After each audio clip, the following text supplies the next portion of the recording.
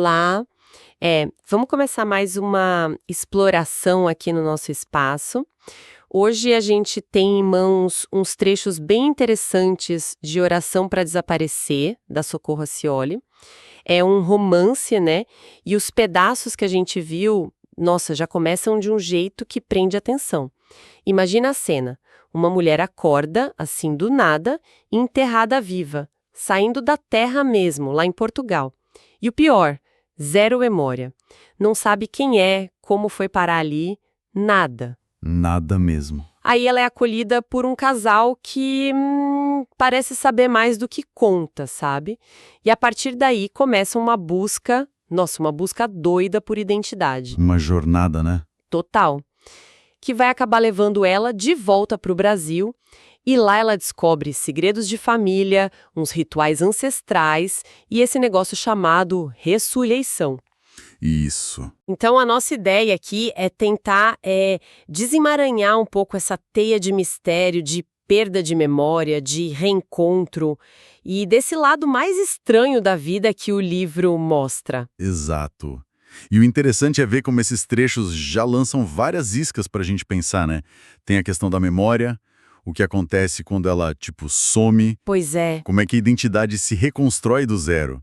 E essa fronteira que fica meio borrada, né, entre o que a gente chama de normal e o sobrenatural. Isso aparece com muita força na figura dos ressurrectos. Ah, os ressurrectos. Essas pessoas que, segundo a história, dão um drible na morte de um jeito bem esquisito. Totalmente esquisito. A primeira cena, nossa, já é um soco no estômago. A protagonista se descrevendo ali, acordando na lama, sentindo um frio que congela, sem nem ter noção do próprio corpo. É como se ela estivesse se formando ali naquele instante. Exato.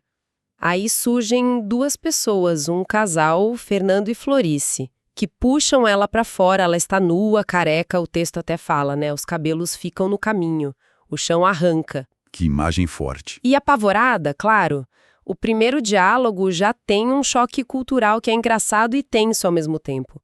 A Florice chama ela de rapariga. Ah, sim. E ela fica possessa, sem sacar que em Portugal a palavra tem outro peso, né? Totalmente diferente. Mas o mais intrigante pra mim é que o Fernando e a Florice, eles não parecem, completamente chocados. Não, né? Eles já estavam meio que esperando. Aparentemente receberam um telefonema misterioso, uma tal Regina avisou que uma mulher ia chegar no chão de Almofala. Uma ligação anônima. É o que parece. E eles têm essa espécie de missão familiar secreta, sabe? Passada de geração para geração, acolher essas pessoas, os tais ressurrectos. Que doideira isso ser uma missão de família. Pois é. A descrição que o texto dá é de gente que escapou da morte por um triz e reaparece em outro lugar. Muitas vezes assim, brotando da terra mesmo. Meu Deus. Tem até um ritual meio bizarro e doméstico. Jogar pó de café no chão, onde eles acham que a terra pode se abrir. Pó de café, que específico. E a nossa protagonista, o que ela lembra? Nada. Branco total na memória. Nome, passado, como foi para ali, zero. A única coisa que ela carrega de antes, assim, é um colar de búzios, Ah, o colar. que ela só percebe depois, durante um banho. Aí o Fernando, esse guardião dos ressurrectos, dá para ela um caderno vermelho. O livro das visões. Isso. E ele insiste para ela anotar os sonhos. Ele tem essa convicção forte, né, de que os sonhos são o único caminho para a memória voltar.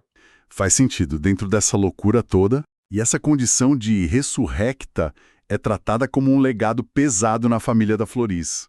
A protagonista seria a 28ª pessoa que eles recebem. 28ª. Nossa. Mas a primeira mulher. E tem um detalhe que o Fernando acha um bom sinal. Diferente de outros que chegaram mudos ou fazendo sons de bicho, Imagina. ela chegou falando. Normal. Ele até diz algo como: você trouxe todas as palavras. Você trouxe todas as palavras. Que frase. Essa ideia de carregar a linguagem, as palavras mesmo sem as memórias que dão contexto para elas, é fascinante, né?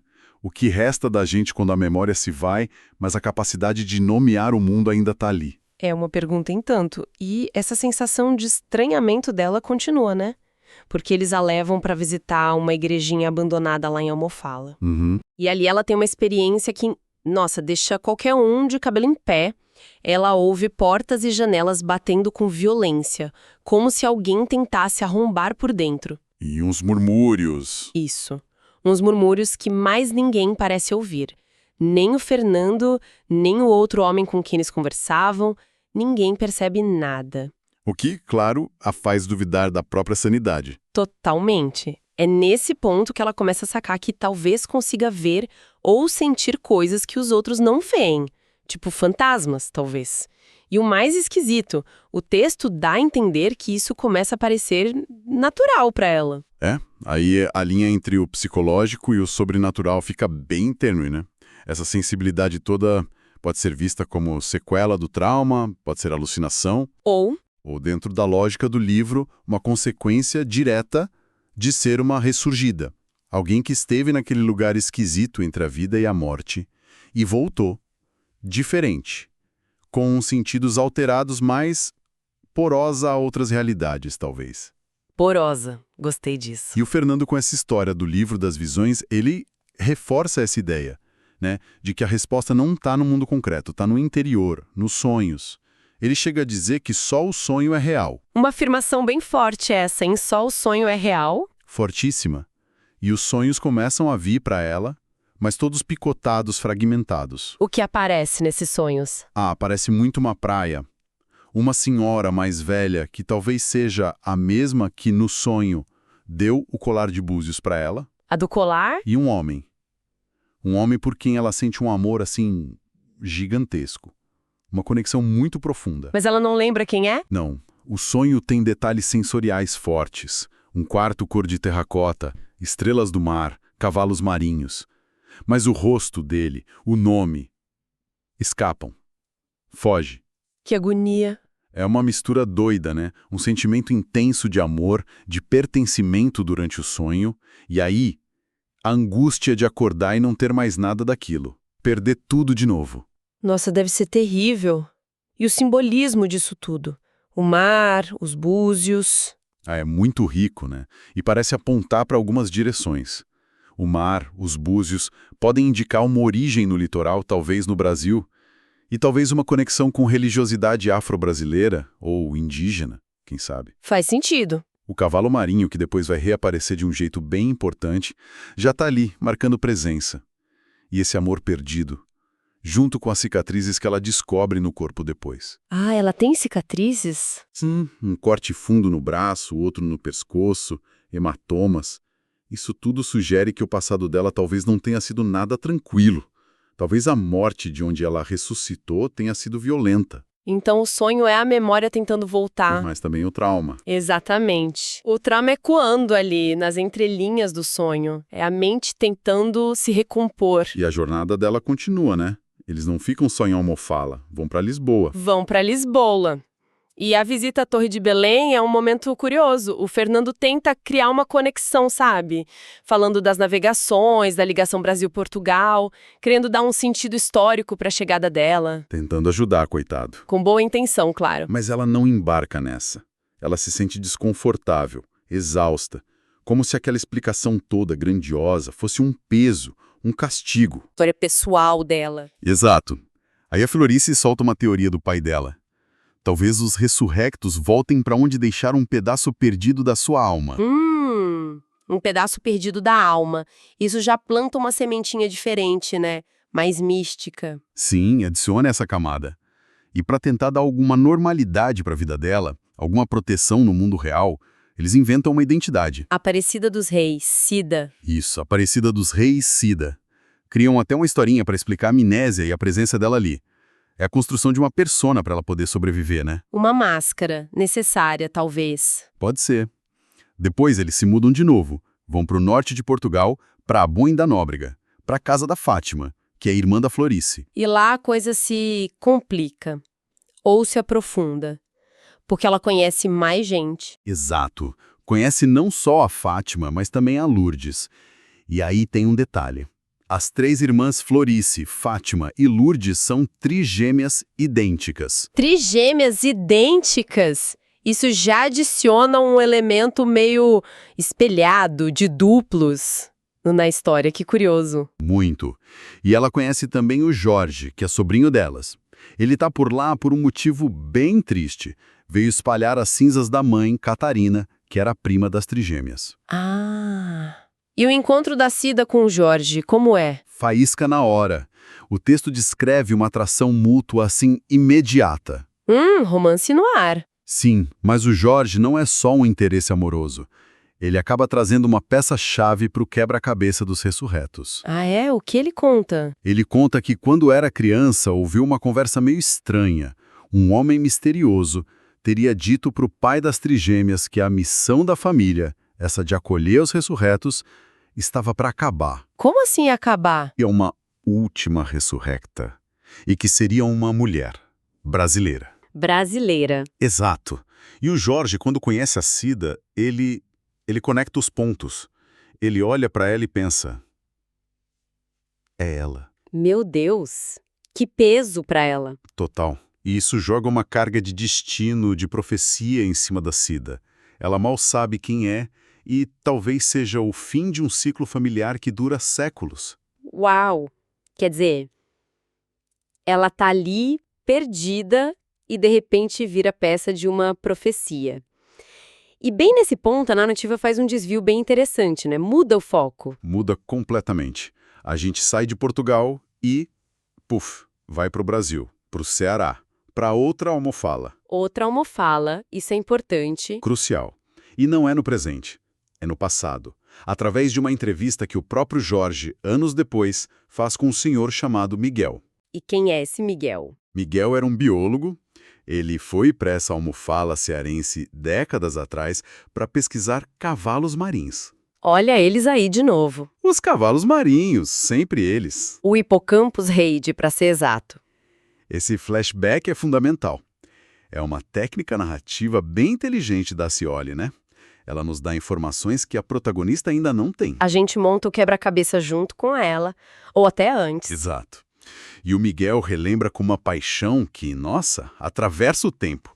O caso que ele teve com uma moça local chamada Joana Camelo. Joana Camelo? Ele descreve ela como alguém fascinante, enigmática, com uma ligação forte com o povo indígena Tremembé e também com a igreja da região.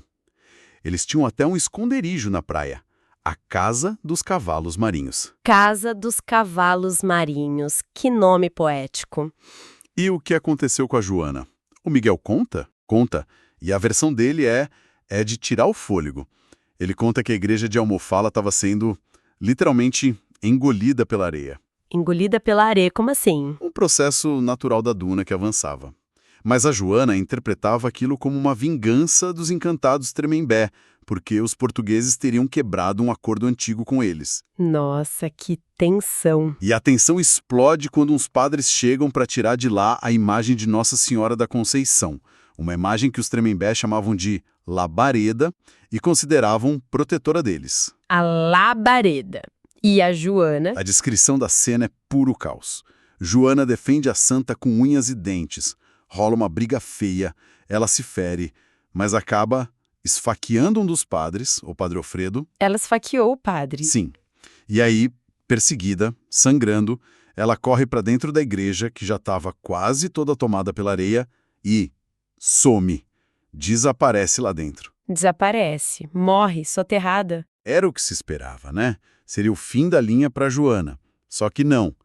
O ponto-chave do relato do Miguel, a revelação assim bombástica mesmo, é que anos depois, quando finalmente conseguiram desenterrar a igreja, Sim. acharam roupas, objetos dela, mas os ossos de Joana não estavam lá. Como assim não estavam nenhum osso? Nenhum osso.